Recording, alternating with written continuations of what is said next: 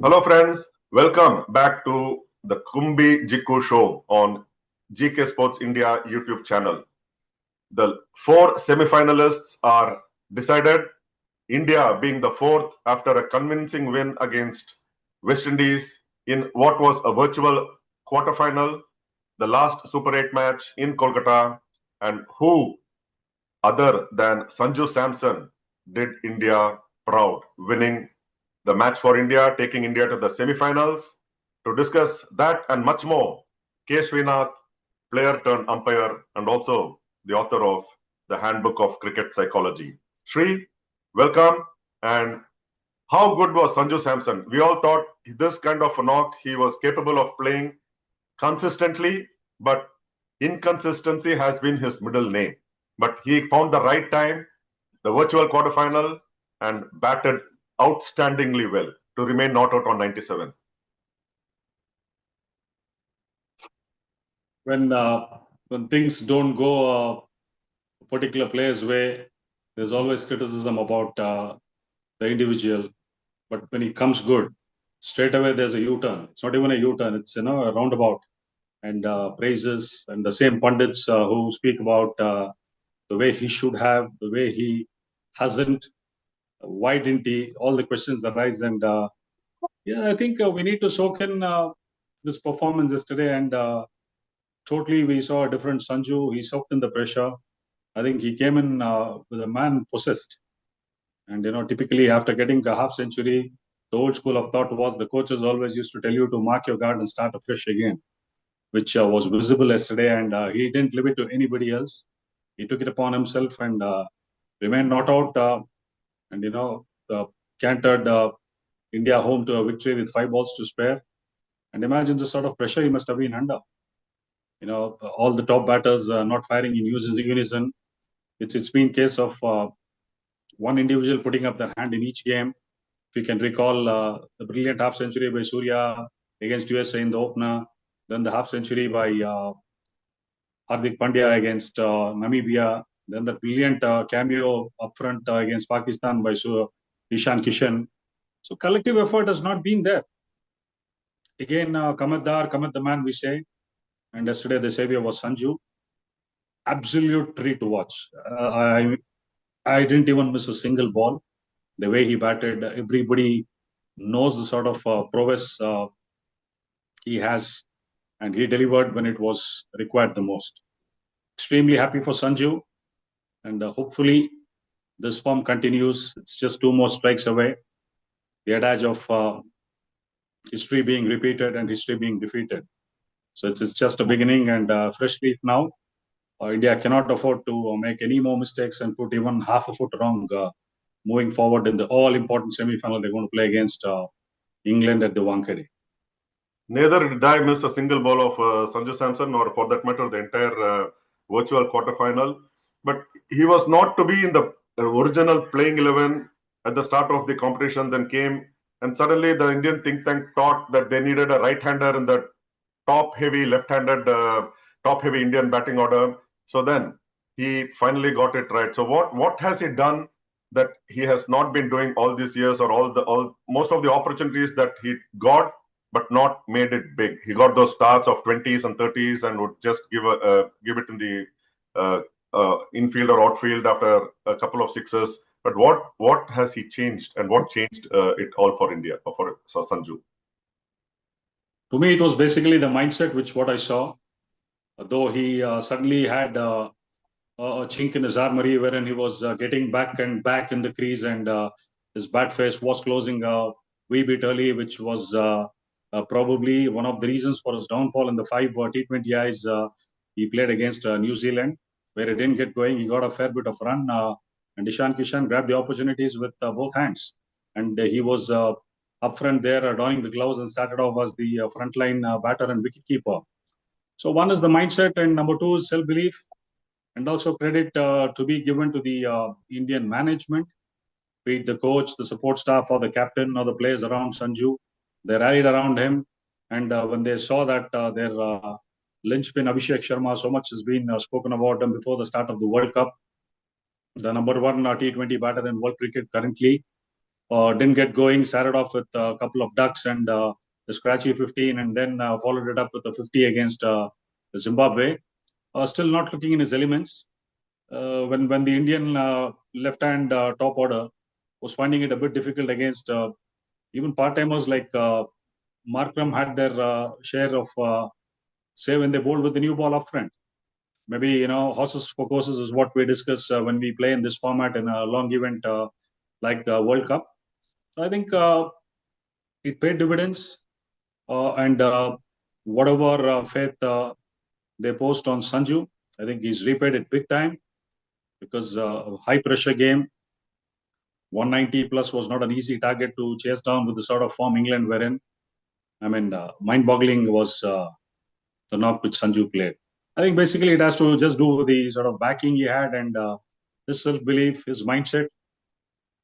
In case he had faltered yesterday rather, could have been one of the last games he might also have ended up playing. So he's again opened the Pandora box for discussion. Again, a ray of hope, light at the end of the tunnel. So will Sanju be a man, in the coming semi-final? I think it was wonderful to see him, striking the ball so fluently and taking it upon himself till the finish and coming not out. I mean, that was spectacular. And what I liked about Sanju, not only his batting, but also he accepted that he has been playing international cricket for 10 years, has had his highs and lows, and he was also in doubt whether he was doing the right things, when he will strike, what is happening. But then finally, it's as they say, all's well that ends well. Sri, talking about yesterday's match in particular, I thought that India did not do the right thing in choosing to bowl first, but because going by the previous recent matches and what Zimbabwe did twice in succession, winning the toss, of course, different places, different conditions. Bombay and Chennai, they won the toss, put the opponents into bat, and were faced with huge totals of 250 plus against West Indies and India. I thought they should have batted first, but then yesterday also I thought India should have batted first, put the West Indies under pressure, but then different surfaces. How do you make this point to a common man understand that it was the right decision in the end? Of course, India chased successfully, but then at the toss, would you have said India did the right decision? Well, at the end of the day, when the result is out, everybody would agree saying that Surya did the right thing. I was also a strong advocate saying a pressure game, put runs on board and put the opponent under pressure. The sort of confidence Surya had in his boys, batting deep up to number 7, you have Akshar coming in at 8, terrific long batting lineup. So they took it upon themselves to say that we believe that we can chase anything down. And also they would have had the due factor in mind. Maybe if you had come in, which we didn't see much of it yesterday, it would have made it that much difficult for the Indian spinners and Indian bowlers to deliver under those conditions.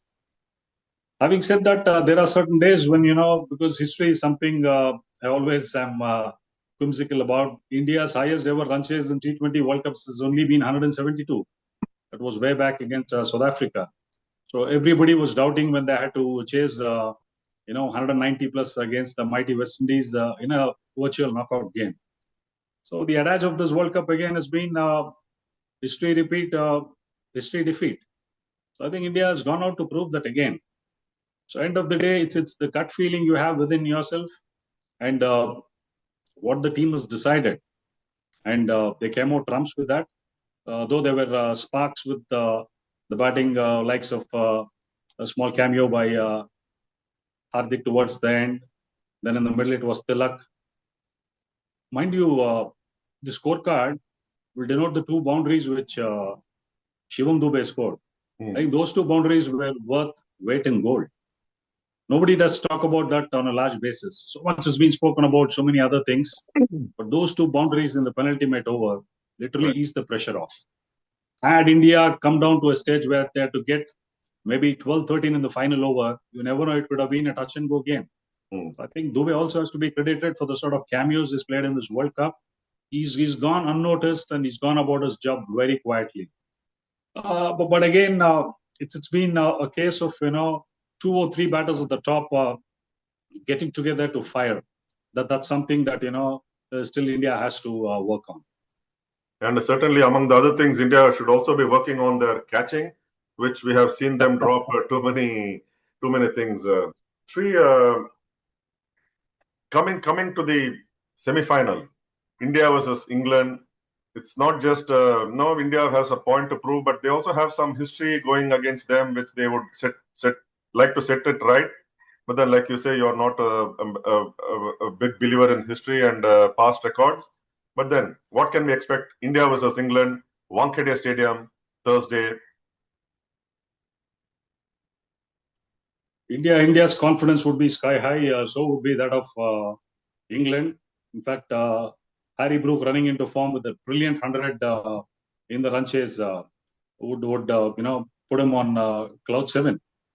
Having said that, they have played on slow, low surfaces, turning surfaces in Sri Lanka, and coming back to adjust to the red soil surface in Mumbai, where you will definitely find bounce, shorter boundaries, value for shots. It certainly is going to be a high-scoring game. But what worries me is the due factor. And obviously, whichever team is going to win the toss would certainly look to chase down the target. The World Cup you're talking about was totally a different format. India played against England in a 50-over format, and this is a T20 format. None of the players, many of them would not have even been born in that era when this happened. Maybe a few of them would remember if you rekindle history and tell them about it. India would be wary about the England side. The quicks, the pace of Jofra Archer, Overton. So they can be more than a handful. Plus Adil Rashid has done really well. The likes of Will Jacks, Jacob Bithell. England also have struggled quite a bit, especially the likes of Josh Butler has not come good. So that it'll be a very big game for Butler. But for them, what augurs well is, as I said, the skipper running into form. Even England have had their, share of woes, per se, in terms of the top order batting clicking together and bowlers not delivering at the right time. Again, I would say the team which handles pressure the day better. And hopefully, due stays the way it did stay in Kolkata, so that we can see an even contest between bat and ball. And certainly, a full house in Wankhede, and I know how noisy it can get. It will be a sea of blue and a festive mood. Two top teams. Certainly, both the teams are good enough to win the title on the given day. But England also have a lot of headaches with them.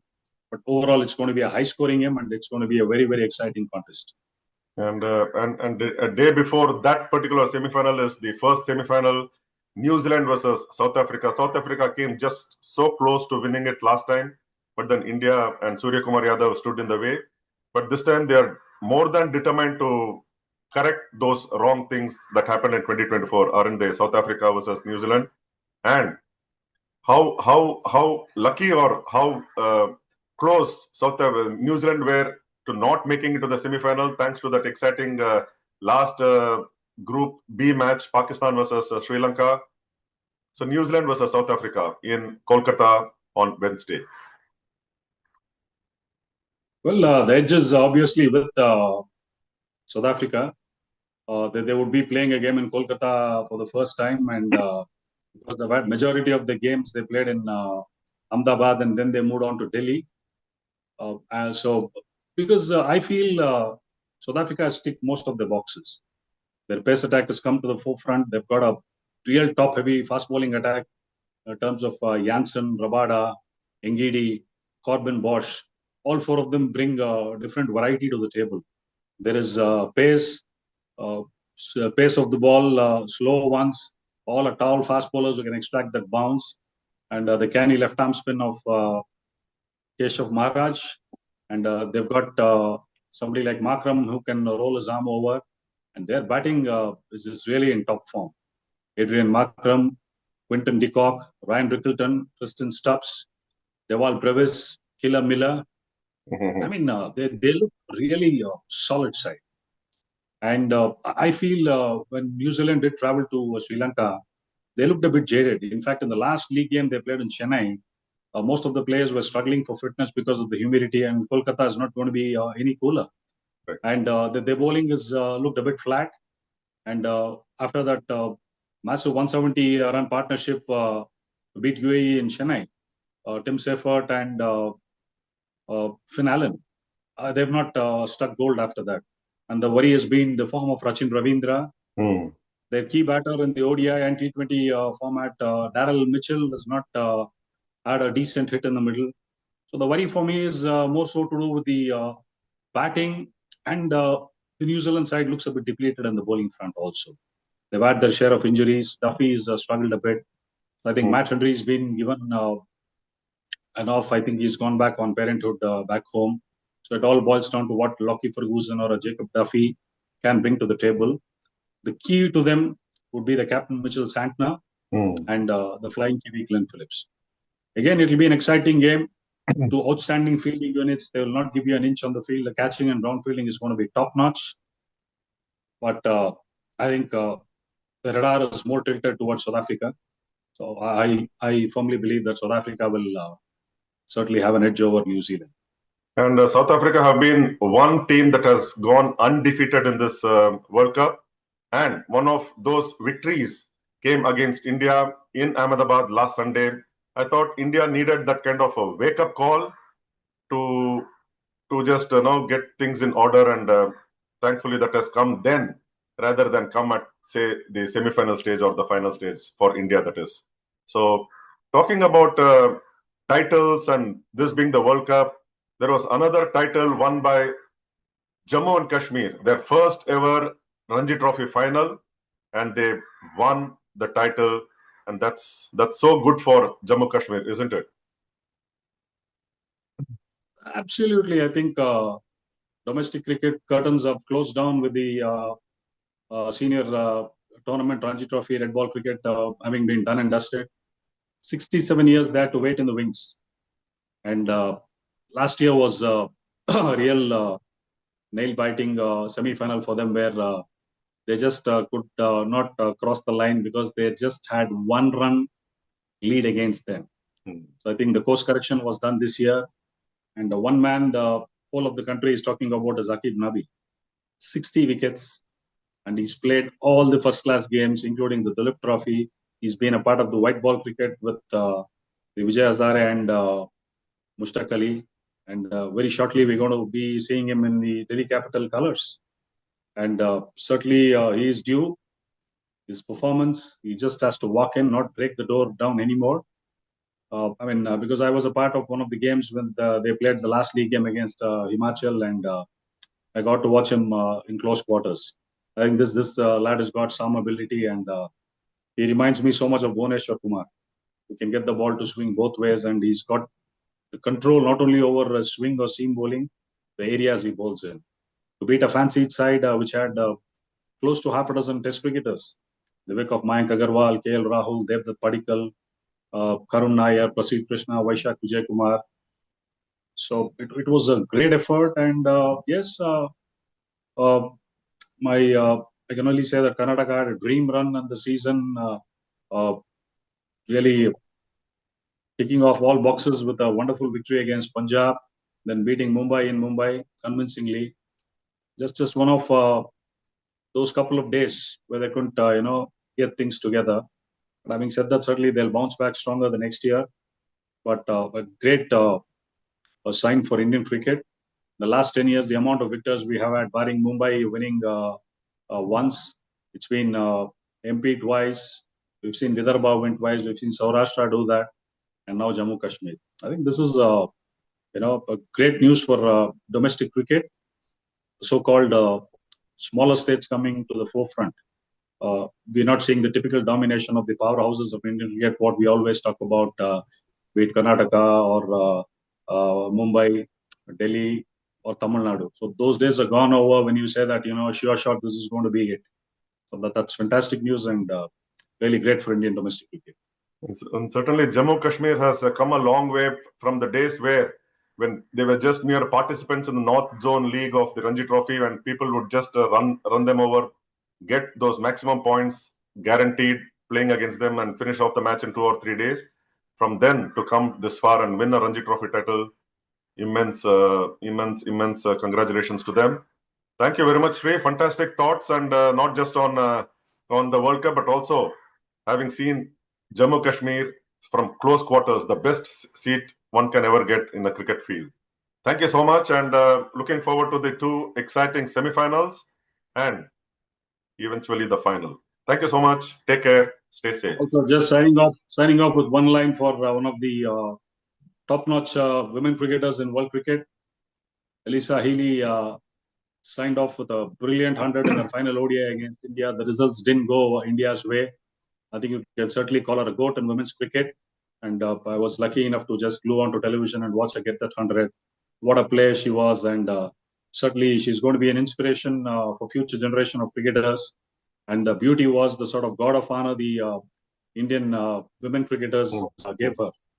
Really, Harmanpreet Kaur and the girls have to be congratulated to give them the guard of honor. And what a way to sign off from international cricket. I don't think many of them would have had 100 in the farewell game or a 5-4 as a bowler.